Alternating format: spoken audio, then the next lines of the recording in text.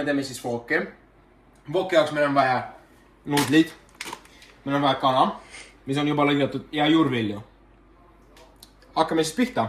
Kana sai ja juurviljad sai valmis. Said valmis, sorry. Ja paneme siis neid nuudlitega kokku. See mida siia. Soodika nuudlid läheb natuke vett. See nii palju kana pidab siia. Väga hästi. Et juurid läheb sisse.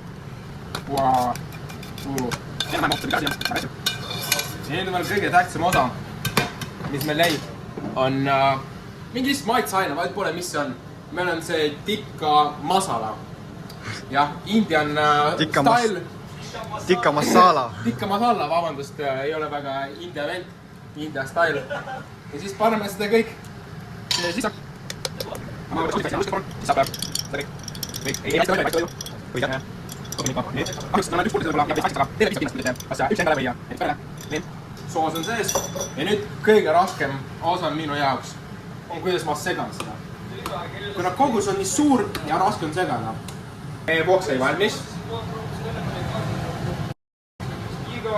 Hea tisu teile, kellega oli Chef Igor ja kirjutada kommentaaridesse, mida ma teen järgmisena.